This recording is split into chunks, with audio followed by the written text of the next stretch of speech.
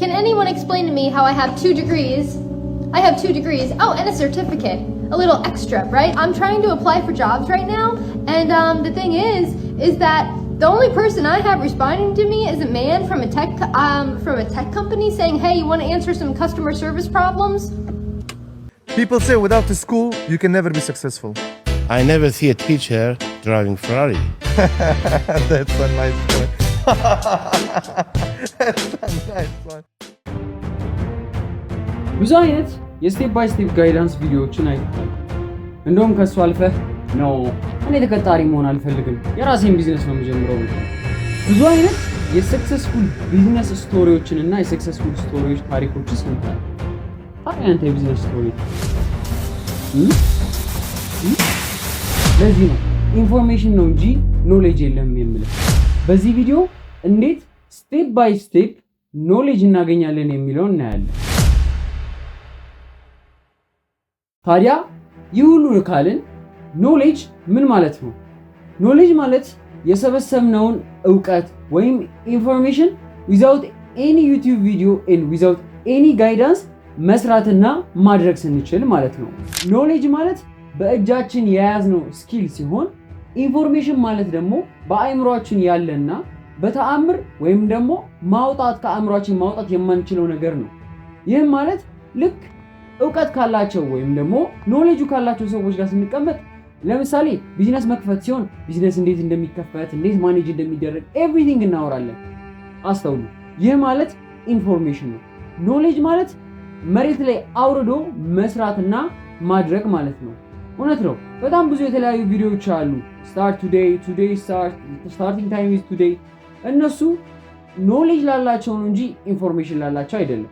ልክ ኖሌጅ ሳይኖርህ ልክ ቢዝነስ ሮድ ላይ ስትገባ ኦፍ ዘ ሮድ ያደርጓል።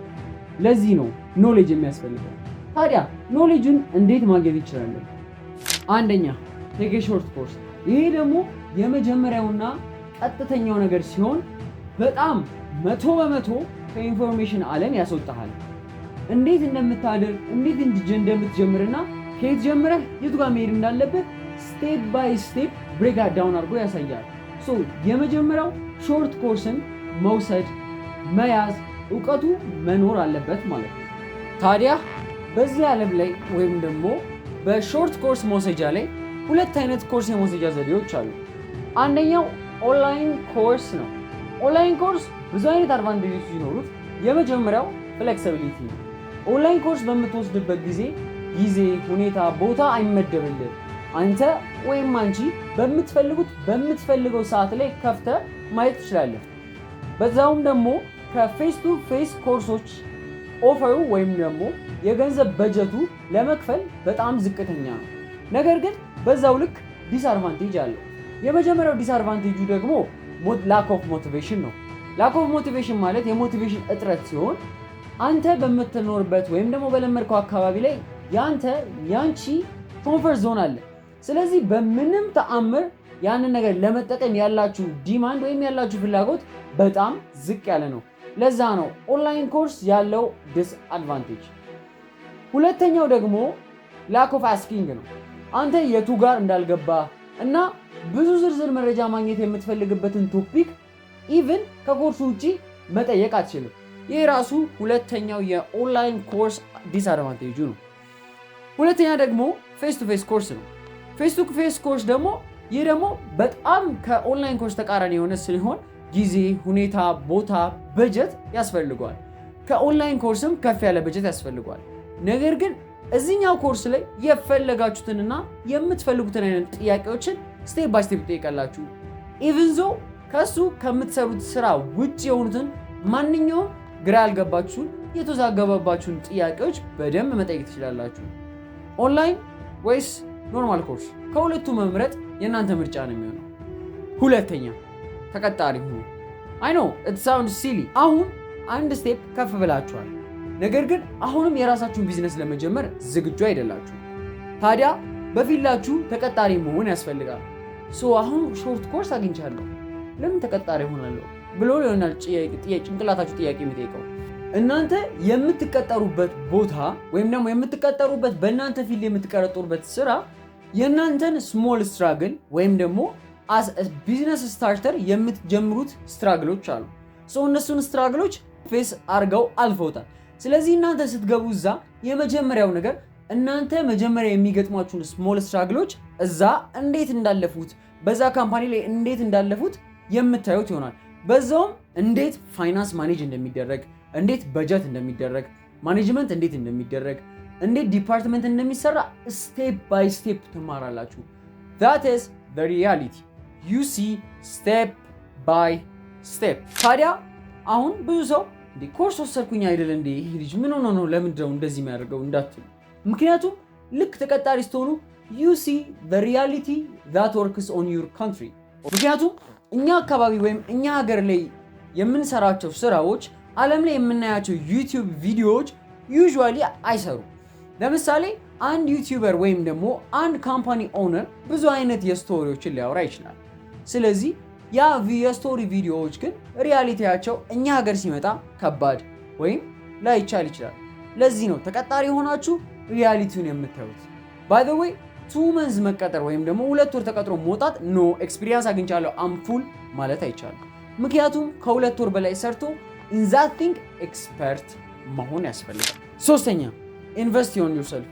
አሁን እውቀት አለ፣ ተቀጥረ ኤክስፒሪየንስ አግኝተሃል። ነገር ግን አሁንም ያንን ቢዝነስ ወይም ደግሞ የራስን የምትፈልገውን ነገር ለመገንባት አንድ ነገር ያስፈልጋል። አንድና ከዚህ ቀጣዮቹ ያስፈልገዋል። ሶስተኛው ኢንቨስት ኦን ዮርሰልፍ። ኢንቨስት ኦን ዮርሰልፍ ማለት እኛ እንደምናስበው በጣም ብዙ ሚሊዮኖችን ማውጣት፣ ብዙ አይነት ሰራተኞችን መቅጠር፣ ኤክስትሪምሊ ስራ መስራት አይደለም። ኖ እንደሱ አይደለም። በዚህ ታይም ላይ ወይም በዚህ ሞመንት ላይ ኢንቨስት ኦን ዮርሰልፍ ማለት የመጀመሪያው ታይምህን ነው። ሶ ታይም ማለት ምን ማለት ነው? ለምሳሌ አንተ የምትፈልገው የሊደርሺፕ ኮርስ አያት ካለና የምር ለስራ እንደሚጠቅም ካሰብክ ሳር ቤት ከሆንክ የግድ አያት ታይምህን ኢንቨስት አድርገህ ከሳር ቤት አያት መሄድ አለብህ። እኛ እናስታውሳለን መጋቢት 6 በነበረው ኢቨንታችን ላይ መቋሚያ ኢቨንት ላይ ከሳር ቤት አያት አድርገነው ነበር። በጣም ፍንዳታ ነበርን። ጸጉራችንን ሰርዝ ነበረ። እዚህ ጋር የሚደረግ ሄድሴት ነበረን። ረዥም ቲሸርት ነበረ። በቃ ነፍስ እንግዲህ 90 ያክል ደንግጤ የምታየው ነገር ኖርማል። ለምሳሌ አሁን ላይ በጣም አጭር ቀሚስ ለብሳ ከስር እስከ ላይ የተቀደደ ለብሳ ስትል አረ ኖርማል ነው ይላል። ኢትዮጵያዊ ሆነው ኢንስታግራም ላይ የሚለቁት ፎቶ ድሮ የፖርን ስታሮች ለቀቁት ተብሎ ከሚለቀቀው ፎቶ ጋር እኩል ሆኗል። አሁን ብዙ ሰዎች መተው ያንን ኢቨንት ተካፍለው ነበር። ምክንያቱም ስለሚያስፈልጋቸው ያስፈልገናል ብለው ስላሰቡ ከቃሊቲ በጣም ከሩቅ ቦታዎች ላይ አያት ድረስ መተው ተምረዋል። this is the time investment። ስለዚህ ኢንቨስት ማድረግ ያለብህ የመጀመሪያው ነገር ታይምህን ነው። ኖ ዶንት ወሪ፣ የቀጣዩ የመቋሚያ ኢቨንት አሁን ቀጣይ ላይ ይደረጋል። እስከዛ ድረስ ግን ሰብስክራይብ አድርጋችሁ ጠብቁ። እስከዛ ሁለተኛ የገንዘብ ኢንቨስትመንት ነው። አሁን በምትሰራቸው ነገሮች ወይም ደግሞ በምታደርጋቸው ነገር ዩዥዋሊ ኢንቨስት ማድረግ አለብን። ሶ what is ገንዘብ ኢንቨስትመንት ወይስ what is money investment? መኒ ኢንቨስትመንት ማለት ለምሳሌ ከሳር ቤት አያት የምትሄደው የታክሲ ኢንቨስት ማድረግ አለብን። ከዛም አልፎ ኢቨንቱ ላይ የምትገባ ከሆነ ኢቨንቱ ላይ የምትገባበት የምትገዛው ትኬትን ኢንቨስት አድርገህ መግዛት አለብን። አሁን ለምሳሌ ብዙ ሰዎች የሚሉት ነገር ኖ እኔ እዛ ድረስ ገንዘብ ምን አስወጣኝ ዩቲዩብ ላይ ለቀቅ የለ እንዴ ዶንት ወሪ ይላል። ኖ በጣም ተሳስታችሁ። እኛ የመቋሚያ ኢቨንት 4 ተኩል ሙሉ ወይም ደግሞ 4 ሰዓት ተኩል ነበር ኢቨንታችን። ነገር ግን የሚለቀቀው ስንት ሰዓት ነው? 45 ደቂቃ 50 ደቂቃ ያ 50 ደቂቃ ነው። ምክንያቱም ኢቨንቱ ላይ ብቻ የሚወሩ ሶሻል ሚዲያ ላይ የማይለቀቁ ነገር ግን ለሰው ልጆች በጣም አስፈላጊ የሆኑ ነገሮች አሉ። ነገር ግን ሶሻል ሚዲያ ላይ ስለማይወጡ እንቆርጣቸዋለን። ለዚህ ነው ፌስ ቱ ፌስ ሄዳችሁ መጠየቅ፣ ማወቅ፣ ስፔሲፊካሊ መናገርም ያለባችሁ። ይህ ማለት ነው የገንዘብ ኢንቨስትመንት። ሶስተኛው ደግሞ ኢነርጂ ኢንቨስትመንት ማለት ነው። ኢነርጂ ኢንቨስትመንት ማለት ፎከሳችሁን፣ አቅማችሁን፣ ኢቭን ኮንሲስተንሲነታችሁን ኢንቨስት አድርጋችሁ ኢነርጂ ማለት ነው ኮንሲስተንሲ ኢንቨስት አድርጋችሁ ለምትሰሩት ስራ ሃይ የሆነ ኢንቨስትመንት ኦፍ ዩር ኢነርጂ አድርጋችሁ እዛ የጀመራችሁት ቢዝነስ ወይም የጀመራችሁት ስራ ላይ ኢንቨስት ማድረግ አለባችሁ ማለት ነው። አራተኛው ስፒሪቹዋል ኮኔክሽን ወይም መንፈሳዊነት። አሁን ኖሌጅ አላችሁ፣ ኤክስፒሪየንስ አላችሁ፣ ኢንቨስት ታደርጋላችሁ። ነገር ግን የነዚህን ሁላ ኮር ወይም ደግሞ ሜጀሩ ነገር ስፒሪቹዋል ኮኔክሽን ወይም መንፈሳዊነት ነው። መንፈሳዊነት ማለት ከፈጣሪ ጋር ግንኙነት ከእግዚአብሔር ጋር ግንኙነት ማድረግ አለባችሁ። መጸለይ፣ መጾም፣ እነዚህን ድርጊቶች ማድረግ አለባችሁ። ምክንያቱም ለምትሰሩት ማንኛውም ስራ ከጎናችሁ የሚሆነው ወይም ደግሞ ቢዝነስ ስትጀምሩ ቢዝነስ ፓርትነራችሁ የሚሆነው መንፈሳዊነታችሁ ወይም ደግሞ አምላካችሁና ፈጣሪያችሁ ብቻ ነው። you are lonely when you start a business, when you start everything, you are lonely። ለዛ ነው እኛ መቋሚያዎች ሪያሊቲውን ስቴፕ ባይ ስቴፕ የምንነግራችሁ። ለምታደርጉት ማንኛውም ነገር ጠንካራ ትሆናላችሁ። ብትወድቁም ለማስተማር ፈጣሪያችሁ ፓርትነራችሁ ስለሆነ የሚያግዛችሁ የሚደግፋችሁ ነገር ነው እንጂ በተአምር የሚጥላችሁ ወይም የሚያስወድቃችሁ ነገር አይሆንም። ስለዚህ ስፒሪቹዋሊቲ ላይ በደንብ ፎከስ አድርጋችሁ መያዝ አለባችሁ። አምስተኛ change your environment።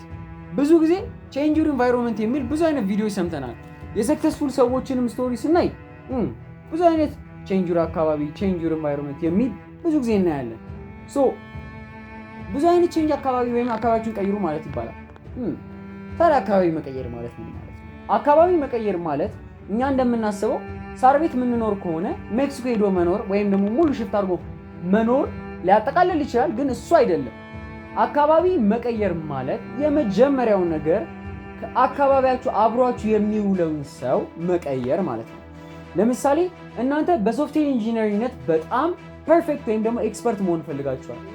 ታዲያ ዩዥዋሊ ለምን ከሌላ ሰዎች ወይም ደግሞ